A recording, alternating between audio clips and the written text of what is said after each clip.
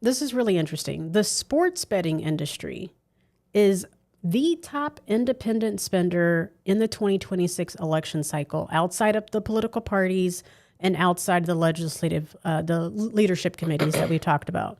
And I'm talking about the top independent spender with respect to state house and state senate races. This is really remarkable. So DraftKings, FanDuel, Fanatics, and Bet365. I hadn't heard of that one before.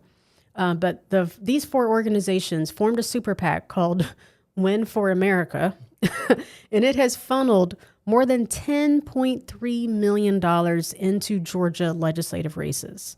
And they split this up into two. So there's a PAC that is supporting Democratic candidates, and there's a PAC that's supporting Republican candidates. So my first question is, where do we stand on the legality of betting here in Georgia?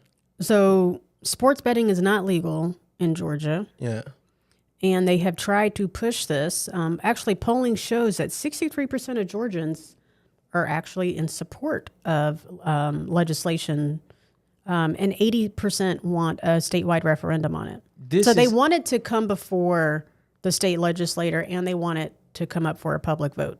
I'm not going to lie, when I see these young boys on these parlays, and it is probably one of the biggest economic epidemics in our community. Like, when I say our kids are throwing money away, like, I didn't realize people were going so hard on these apps the way they were. Like, I got nephews, like, not my nephews, but like little cousins who are going crazy. Like, oh, I ain't never betting him. He done messed up my leg. He was supposed to go over. He went up. Like, I'm talking about, I didn't realize how serious this betting thing is.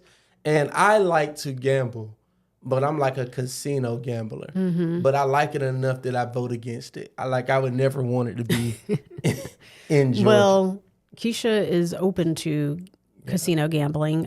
We talked about this before, but I think for both the sports betting conversation and for the casino gambling conversation, Democrats have a litany of topics and issues that they want funded, right? So universal pre-K, improvements to the healthcare system, funding hospitals, use this to do that, funding parks, cleaning water, right? All this kind of stuff that Democrats want to support.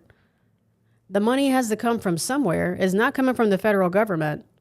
So they're like, all right, if we're not going to raise taxes, let's find the money elsewhere. And this is an opportunity for that. All I'm saying is, I'm seeing people throw all their money away on this online. It is getting... Oh, I'm not disputing it. I'm not disputing it at all. And I would actually love to see, maybe there's somebody we can find to actually like walk us through and our listeners through the impact of sports betting and of gambling in other states, right? So other states are starting to do this. There are about 35 states have legalized some form of sports betting. So what has been the impact in those states? How does that impacted folks 30 and under?